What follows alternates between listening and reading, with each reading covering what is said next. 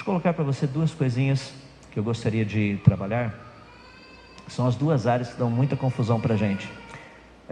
Quando as pessoas estudam aquilo que nós chamamos de cronologia bíblica, essa é uma área complicada.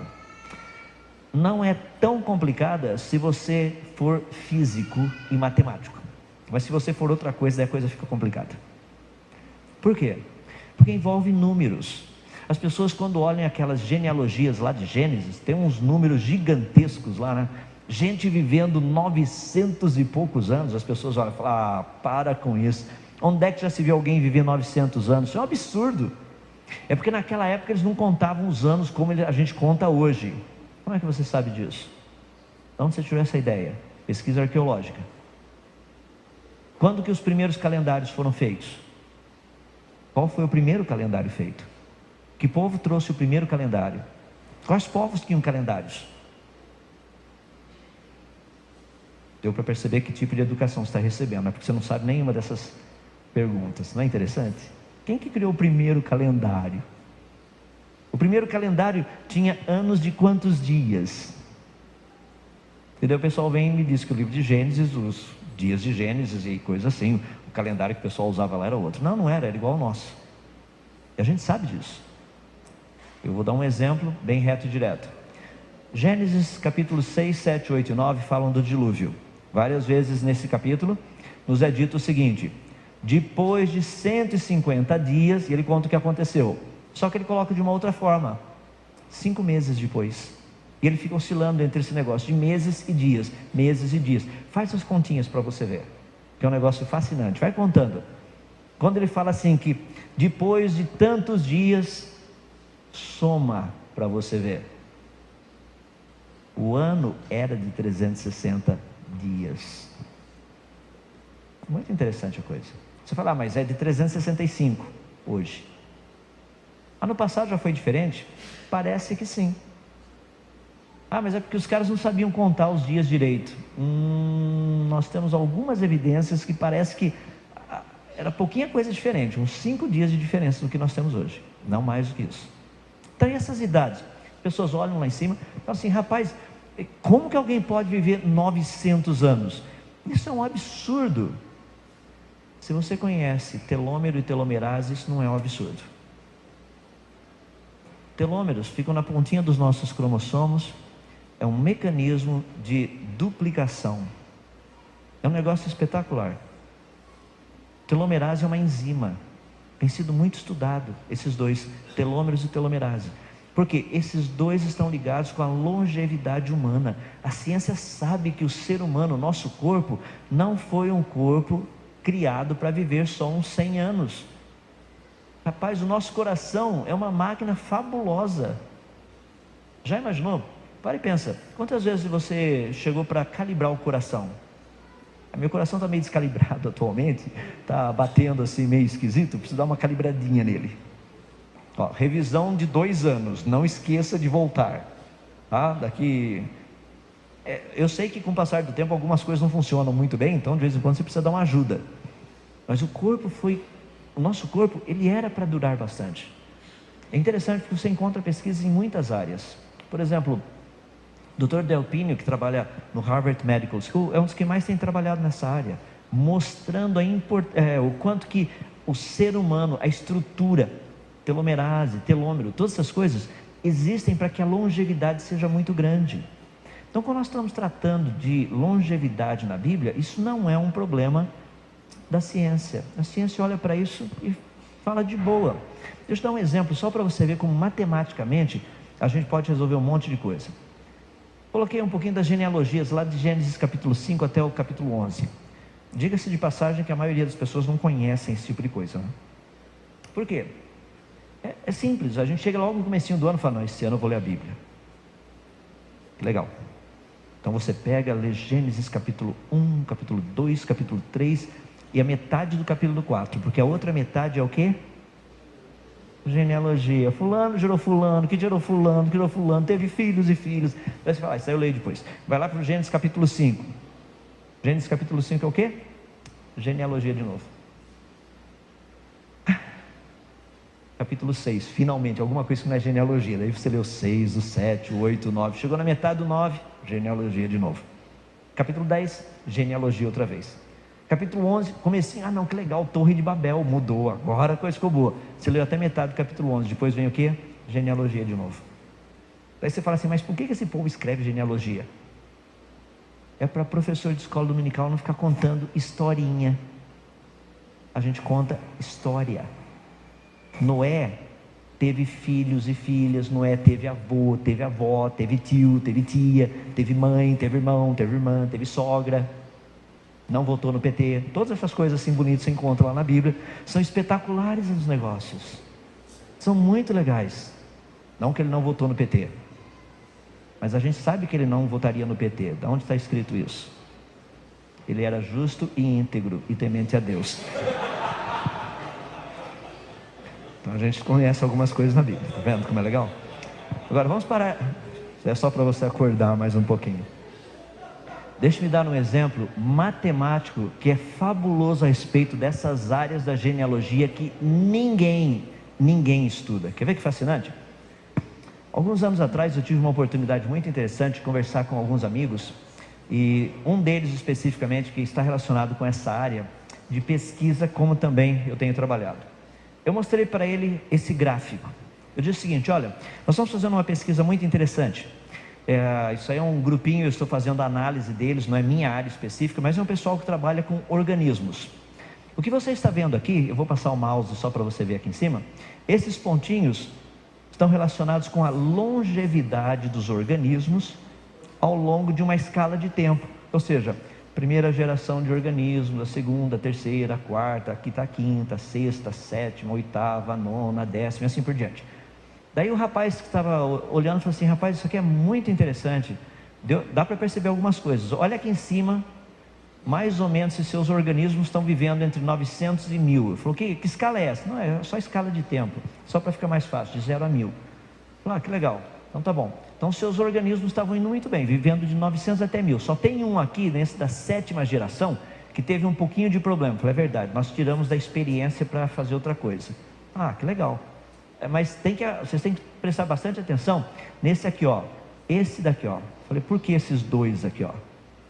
Bom, esse daqui porque ele viveu muito menos, esse organismo viveu muito menos do que os outros. Falei: não, isso aqui eu já te expliquei. Nós tiramos da experiência.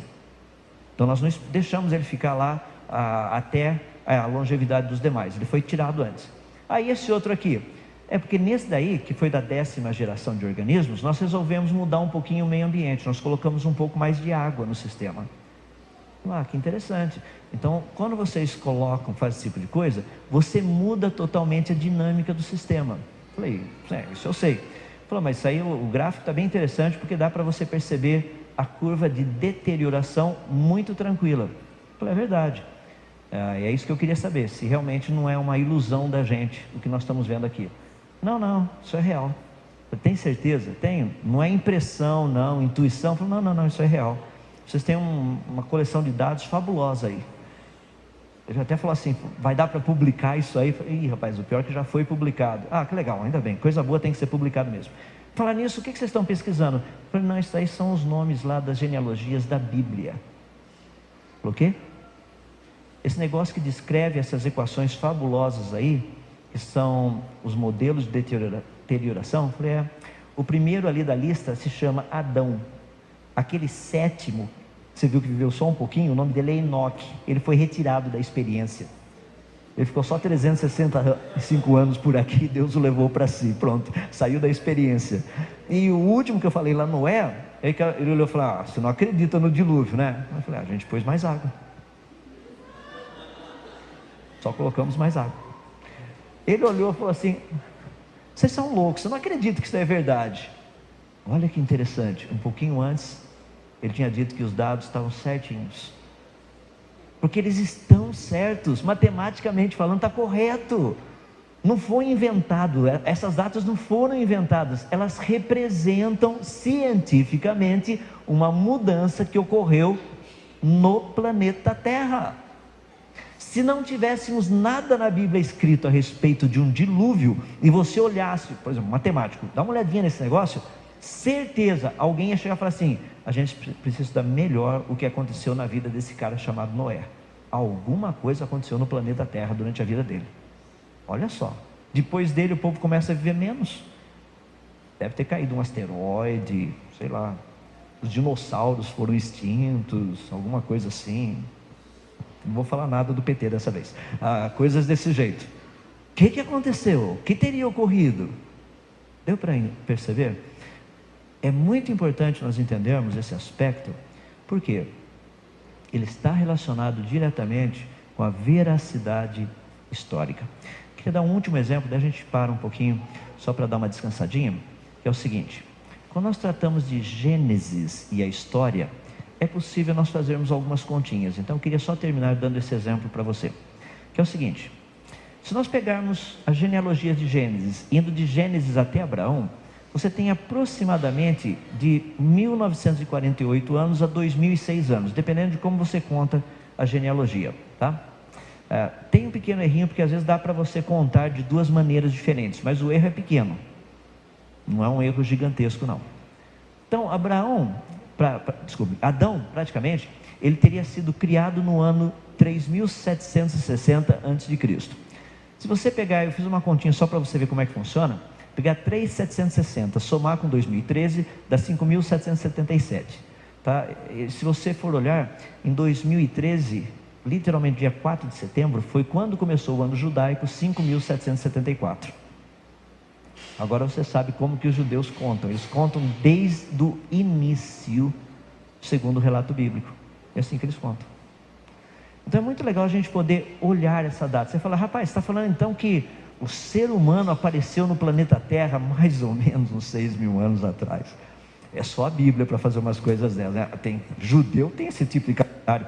Isso é único, não é não? O calendário assírio está no ano 6.763. O calendário chinês tem dois, um está no ano 4.649 e o outro 4.650. O calendário hebreu eu já mencionei para vocês, lá no ano de 2013. O calendário hindu, que é o Kali Yuga, está no ano entre 5.114 e 5.115. O calendário coreano, que é um dos mais antigos lá na Ásia, 4.346. O calendário maia está no ano 5.127, 5.128. Agora o calendário maia, esse ano, está indo para o ano 5.130. Pergunta: por que tantas culturas diferentes têm a mesma data? Você não acha ninguém aí: o meu povo aqui, olha, a nossa cultura tem 20.000 anos. Não tem nenhum calendário de 20.000 anos.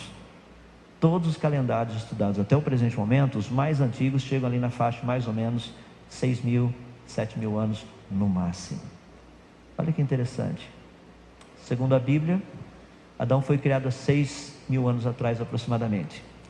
Segundo a proposta evolucionista, o planeta Terra teria surgido há mais ou menos 4,5 bilhões de anos. Pergunta: há quanto tempo? Eu quero deixar esse pedacinho para você pensar e daí nós encerramos. Se eu lhe perguntasse qual a sua idade, como que você me provaria a sua idade? É um negócio legal? Qual a sua idade? Você chega e fala: minha idade, eu tenho tantos anos. Fala: mas como é que você sabe disso? Porque eu tenho. Não, mas me prova que você tem. Aí você pega sua carteira ou sua bolsa, abre e pega sua cédula de identidade. Está aqui, ó. Vou falar para você o seguinte: você acredita em pedaço de papel. Tua cédula de identidade é um pedaço de papel. Como é que você sabe que ela está falando a verdade? Não, mas minha cédula de identidade veio lá do cartório. Lá no cartório tem um registro. Mas como é que você sabe que o registro que está lá no cartório é verdadeiro? Eu sei que as mulheres já começaram a ficar contentes agora, né? Ai, que a minha idade esteja errada. Pronto, erraram por uns 15 anos mais ou menos a mais. Eu nem tinha nascido ainda. Eu sei como é que funciona. Lá na minha casa, a minha esposa, minhas filhas, todas elas têm 25 anos. Eu sou o único que está envelhecendo. Eu e o cachorro. Como é que você sabe a sua idade? Não, mas está na minha certidão de nascimento. Mas é um pedaço de papel. Não, mas tem meu pai e tem minha mãe. Então traz seu pai e sua mãe. Você traz seu pai e sua mãe. Quando que ele nasceu? Ele nasceu no dia tal. Você acredita neles? Os caras que são meu pai e minha mãe. Ah, você acredita em testemunhas? Que legal, você não sabe a sua idade, você acredita em pedaço de papel e testemunhas. As pessoas falam assim, mas é ridículo o que você está falando. O quê? Acreditar em pedaço de papel e testemunhas? Mas, para e pensa, o que você está querendo? Eu não, estou perguntando, qual a sua idade? Me prova a sua idade. Para você provar a sua idade, você precisa crer em pedaços de papel e testemunhas. Por que você tem tanto problema em crer na idade que Deus dá da terra? Está num pedaço de papel escrito por testemunhas. Não é a mesma coisa? O mesmo argumento para você saber a sua idade é o argumento utilizado para a gente saber a idade do planeta Terra. A idade de todas as coisas. Eu acho fascinante isso. Então deu para entender um pouquinho a respeito de Gênesis e a história.